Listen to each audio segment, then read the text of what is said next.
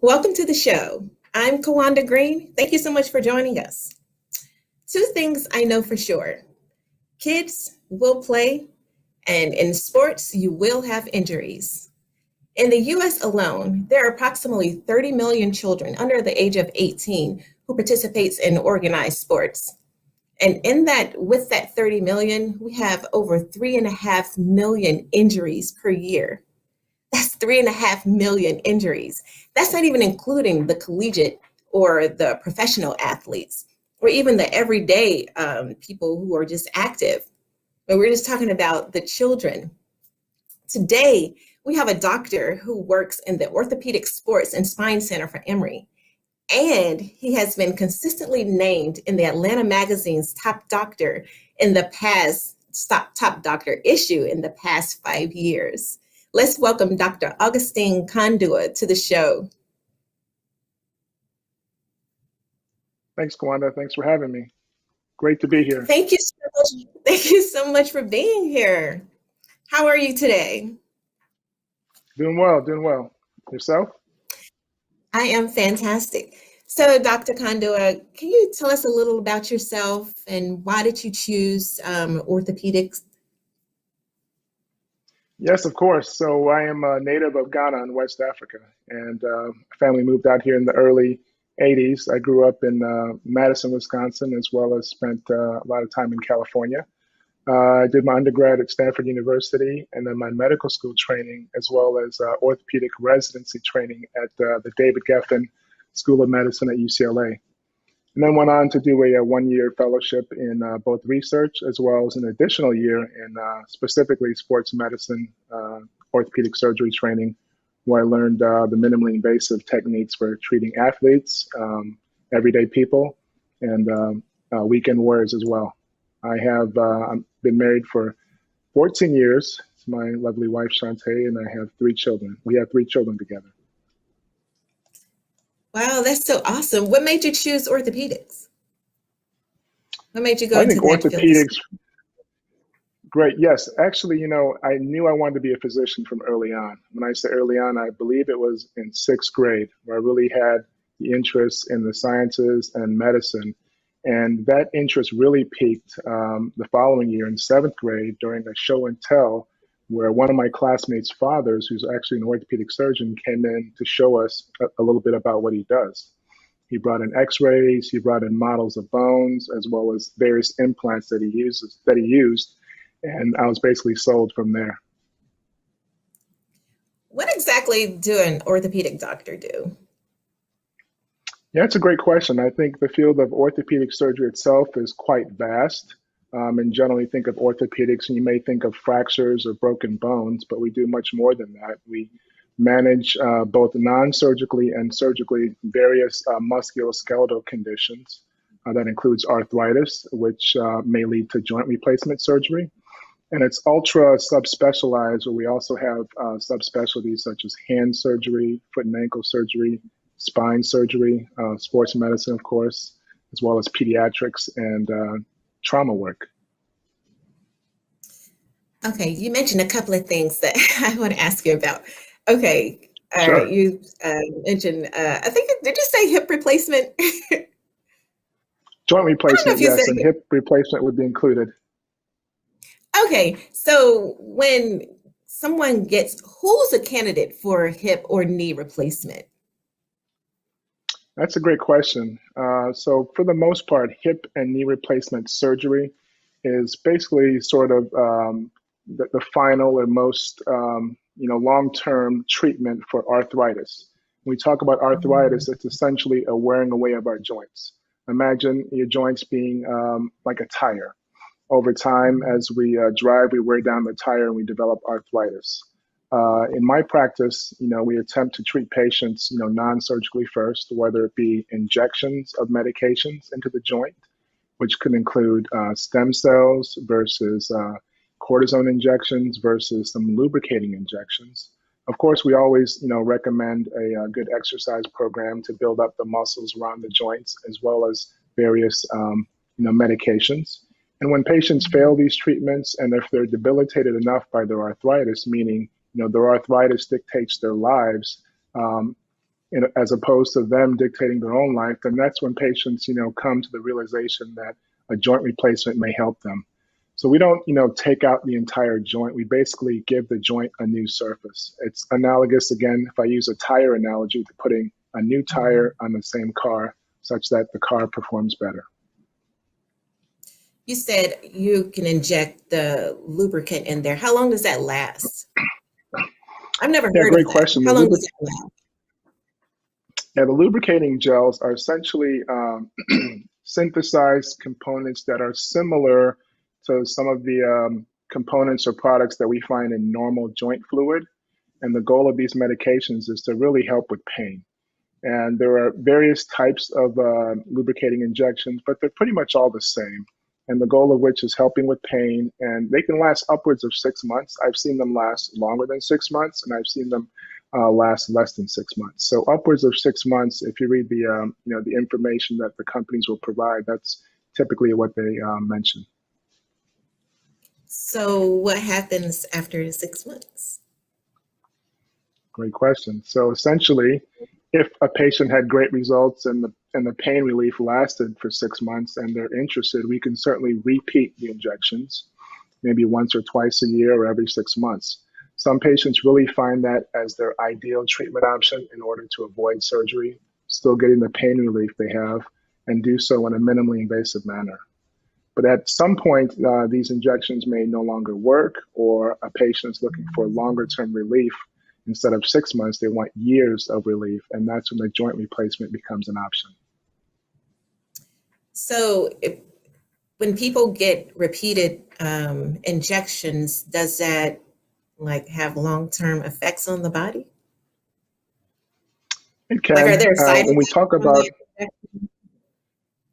Yeah, so it's possible. When we talk about injections, the vast majority of injections involve some form of steroid medication. Now, there has been some evidence in the literature to suggest that the steroids may, over time, cause the cartilage in the joint to become a little bit thin. But there is some mixed data when that is looked at in great detail. Another issue is that there's a large component of my population with diabetics. And steroids, when taken into the system, can cause blood sugars to go up. Typically with injections, that increase in their blood sugar may last hours to days, and it's typically not a long-term effect. In these settings, I recommend patients drink plenty of water over the course of 72 hours after the injection to kind of minimize that possibility. Okay, Dr. Kandua, you mentioned arthritis. Okay, what about when people have arthritis and they have fluid? They feel like they have fluid in their legs or in their knees. How can they relieve themselves of that fluid? Or yes, does that the fluid fluid affect the arthritis or make it worse or better? Or I think part of the response, arthritis is essentially an inflammation that occurs in the joint. And when a joint becomes inflamed, one side effect or one product of that is the cells that line the joint, they produce a fluid in order to pad the joint. And that's manifested as a swollen joint.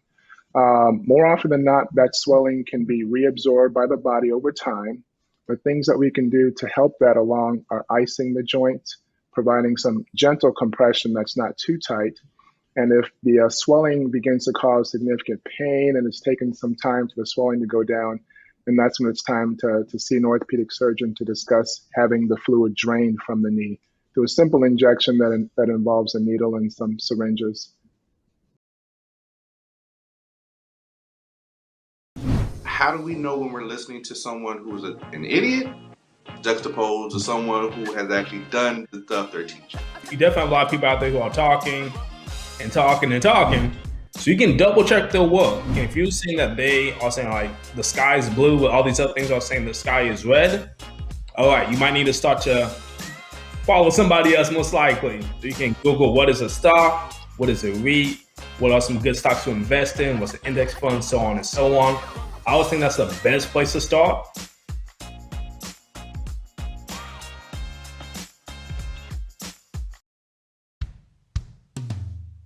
Hey world, I have a quick message. It's about safe driving. All right, let's go. Anytime you're driving, have the seatbelt buckled tight. Both hands on the wheel and your phone out of sight. When not in your hand trying to text somebody back. Because if you do, your car might get smacked. The moral of the story, just put your phone down. The people on the road will stay safe and sound. Put your phone down, put your phone down. People on the road will stay safe and sound. Yeah.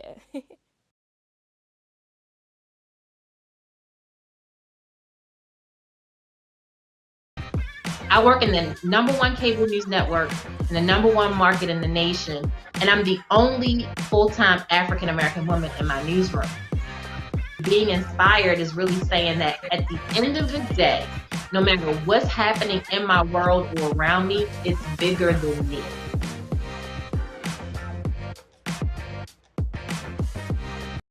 Do people have to have a referral to come to you, or can they just call up an orthopedic doctor and just go for a visit?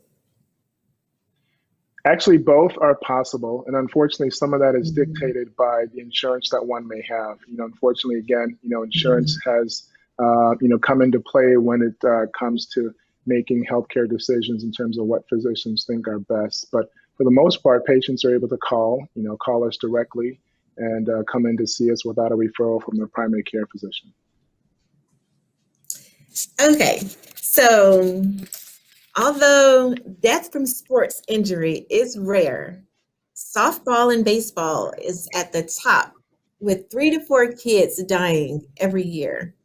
And I read that brain injury is the leading cause of death. Why do you think that baseball and softball is the top of the list when it comes to death in sports injuries?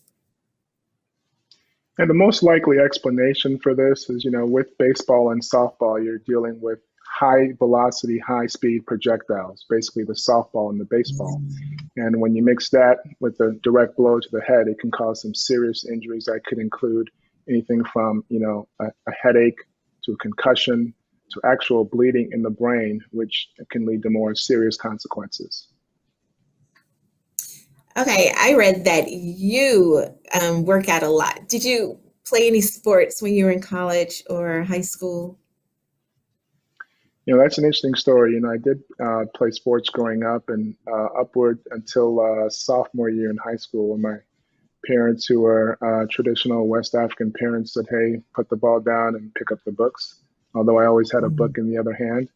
So that was sort of the end of my sporting career, but I still continue to maintain a level of activity, whether it be, weekend warrior-like sports, working out, which included either weight training or cardiovascular activity. I think that's definitely important, especially in our population, to minimize, the side effects or long-term effects from the chronic illnesses that tend to plague our community. Yeah, a lot of people, we could say that the pandemic last year has kept a lot of people in the house, but a lot of people have kind of shied away from going outside and doing exercise and working out. Mm-hmm. But don't that help your joints and, your bones when you at least do walking or some sort of activity? Yes, certainly. I oftentimes, encounter patients that tell me that sometimes as they move their joint, they hurt less. But when they've been sitting for a while and then they go to stand or sit, they start to hurt, particularly in the knee. So I think exercise and moving around is certainly important. For the joints, number one, it helps build the muscles around the joint, which can help support the joint and decrease pain or decrease the likelihood of injury to that joint. Secondly, our bones are actually, living, breathing organs. And similar to muscle, if you do not use it, you lose it. So the bones actually like to see force. If you were to look at an x-ray of someone that had been doing nothing but maybe sitting for a period of 1 month versus a similar individual who was more active, you would certainly see a difference in their bone structure. They would have stronger bone, which would appear as more white on an x-ray. Wow. I heard that vitamin D can affect a lot of things. Is there any significance to, vitamin D and our bones? Does it affect our bones? Yes, definitely. Vitamin D is intimately related and directly related to how we metabolize various elements and how we metabolize to form bone and to build bone. Directly related to that, as folks may or may not know, vitamin D, the primary source of vitamin D is actually the sun, as far as synthesizing or making vitamin D through a reaction that occurs at your skin.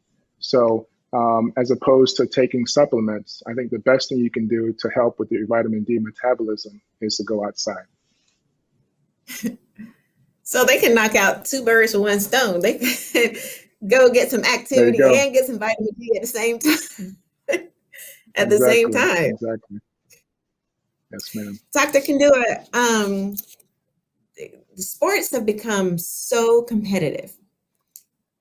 Kids are starting like strenuous training at younger and younger ages.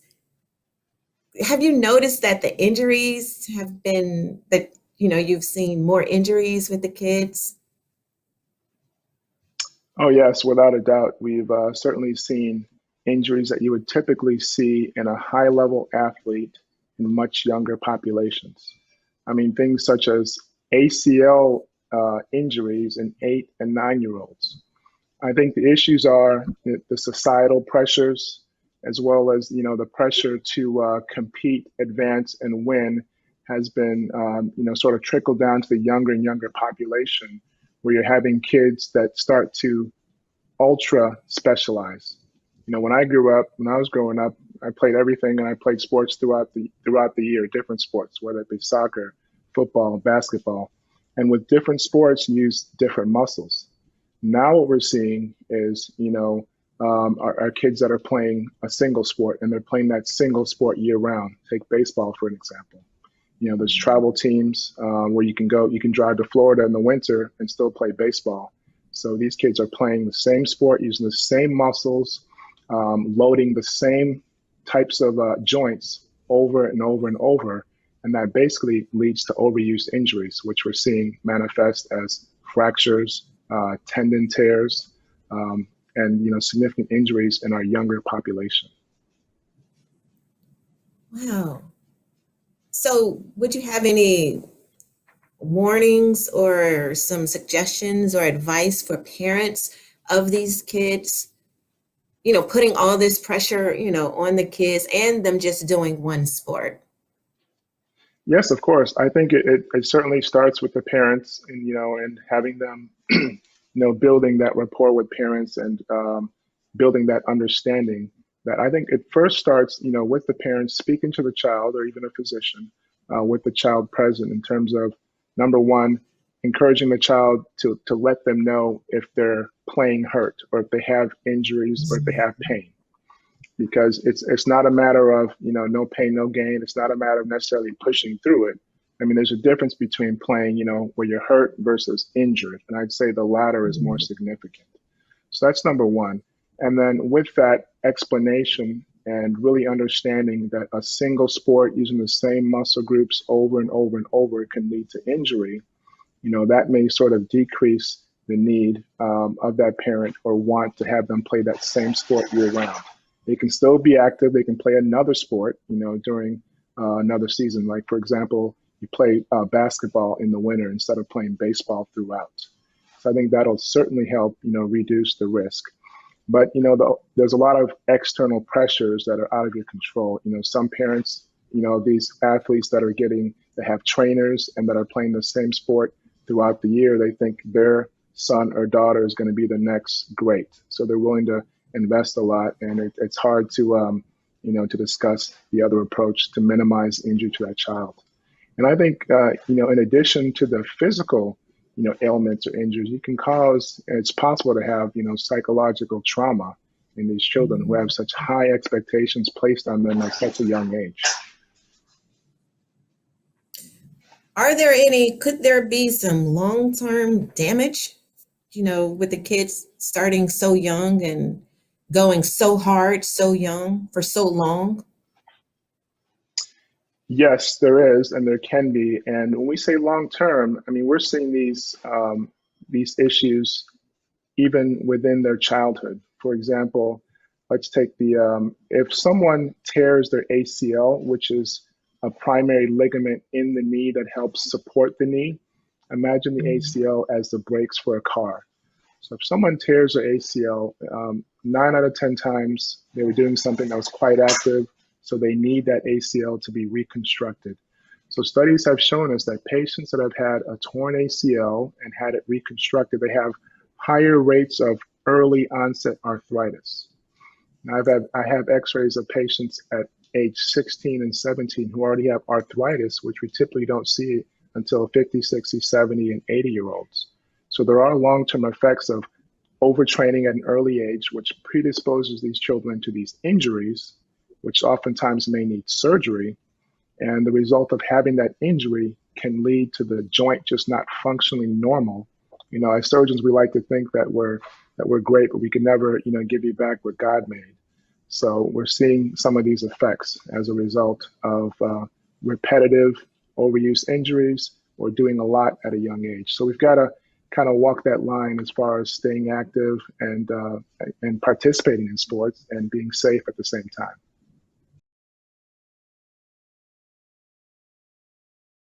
It's a topic that's kind of taboo. We talk about it in and out, but we really never just come out and say, let's just go on and talk about this fertility thing. And the thing about it is a lot of people just assume that everybody can easily conceive, and that is just not the case. Having a community of Black women that are going through the same thing that I am has made it easier for me to talk about it and has been a tremendous amount of support.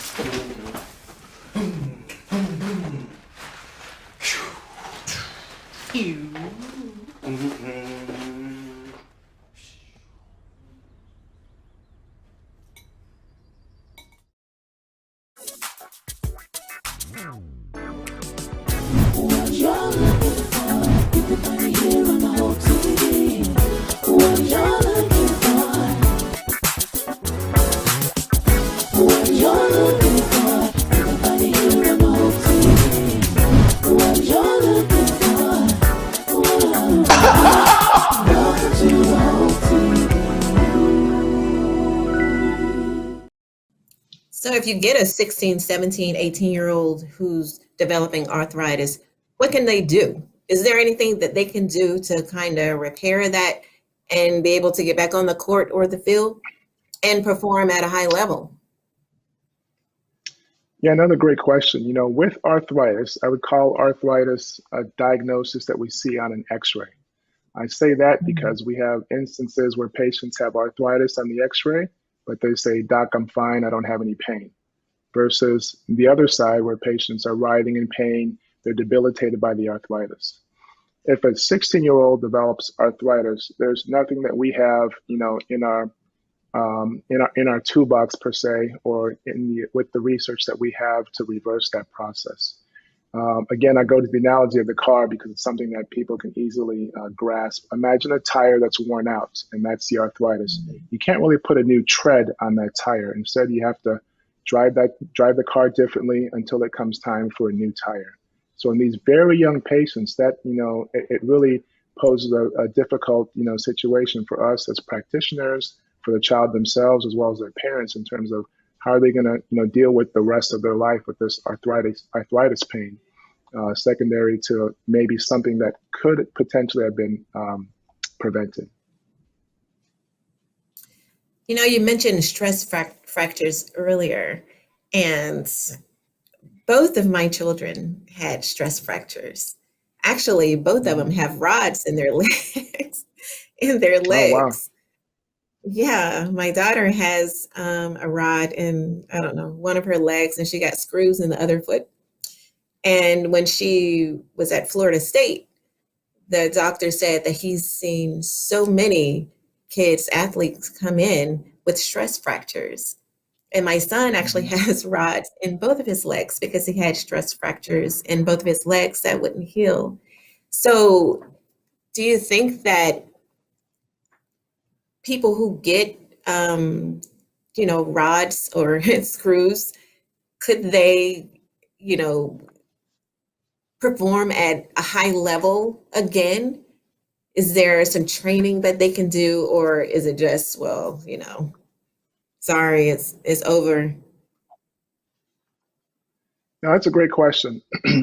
So to take a step back, so a stress fracture, as you know, is essentially basically an area that starts to break at a specific bone because it's under significant stress. Now, traditionally, even when I was training, we typically would only see stress fractures in ultra marathoners or in runners who ran to a significant degree. And the classic story is that of a military recruit that does a lot of marching, developing these stress fractures.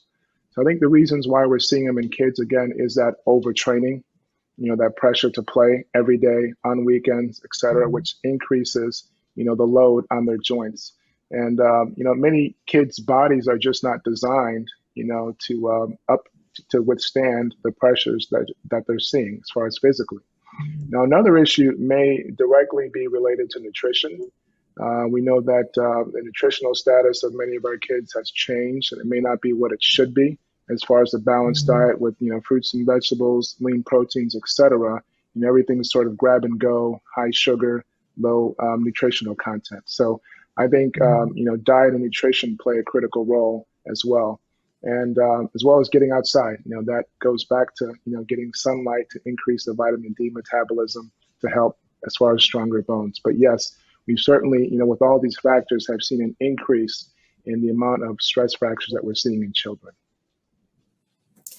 Wow, you mentioned going outside. That's interesting because you see kids today, they're in the house.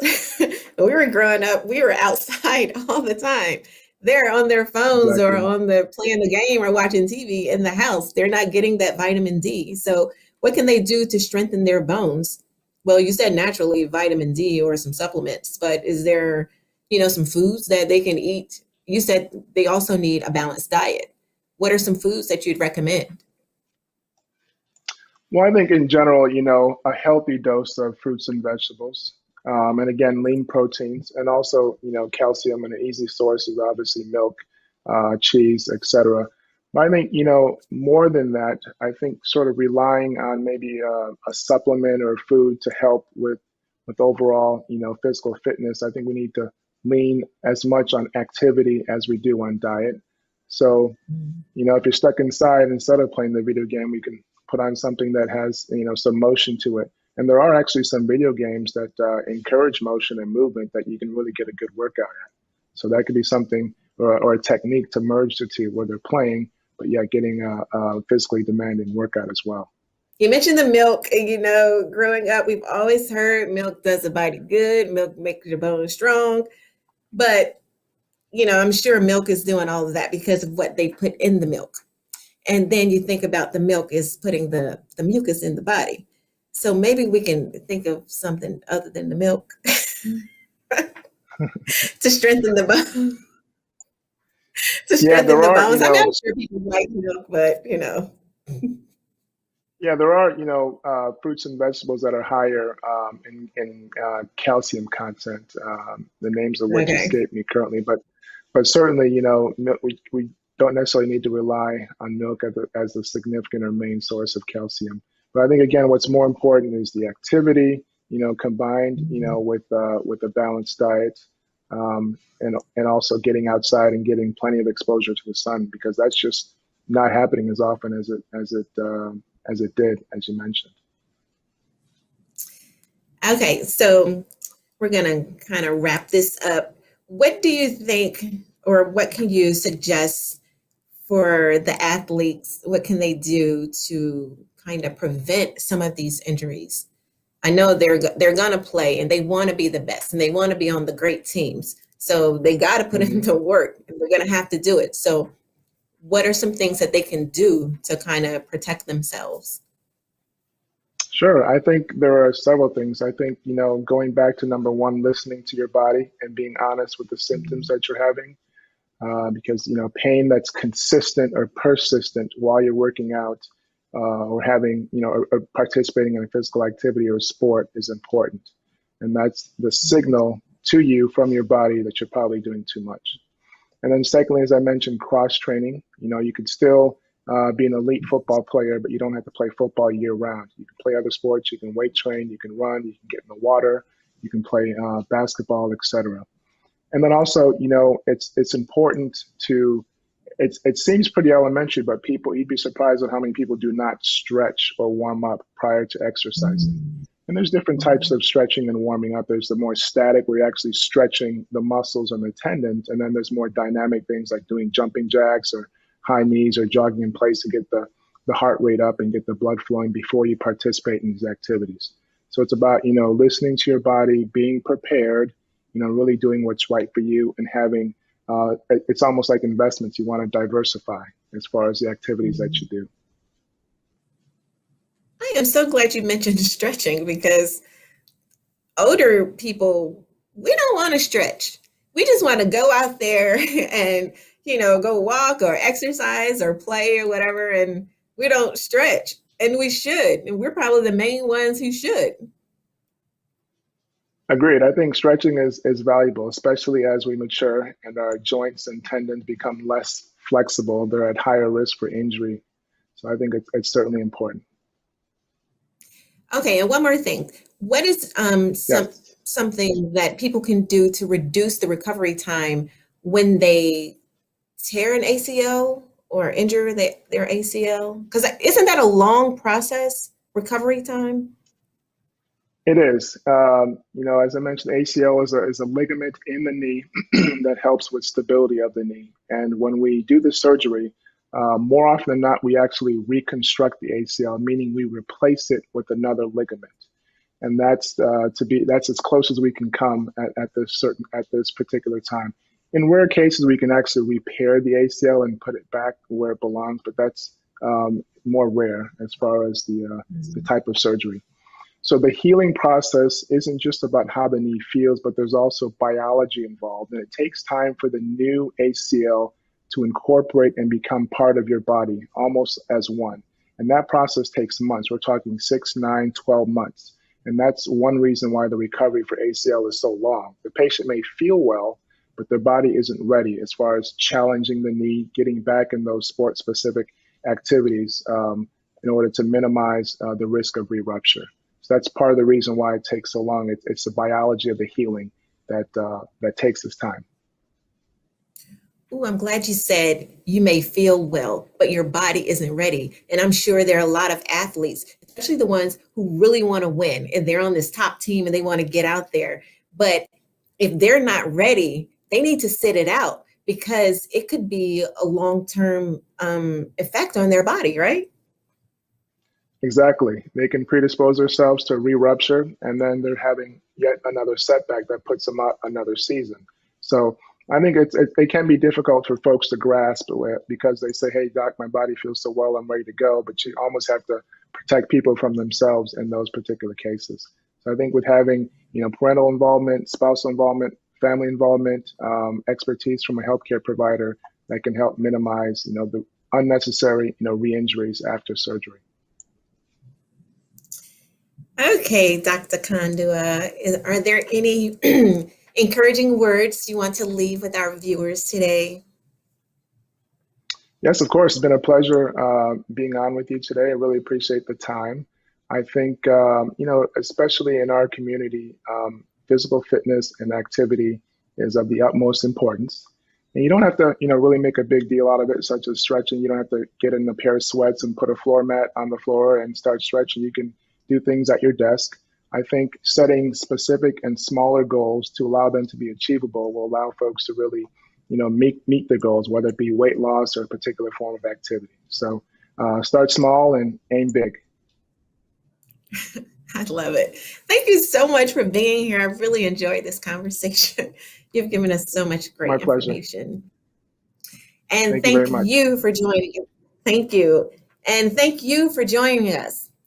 Remember, be careful, stay active, and always remember, if you have health, you have hope. And if you have hope, you have everything.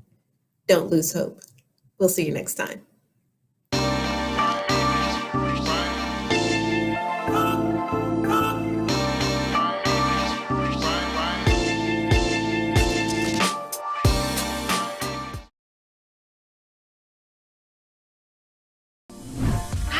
went through the trenches to understanding of dancing with darkness, to realizing that I had to be broken to be a light. Outside of the titles, outside of the responsibilities, what I owe God is everything. And so I speak from a solid foundation of knowing that I'm not my past circumstances, I'm not my past situations, I'm not my trauma, but I am who He's called me to be.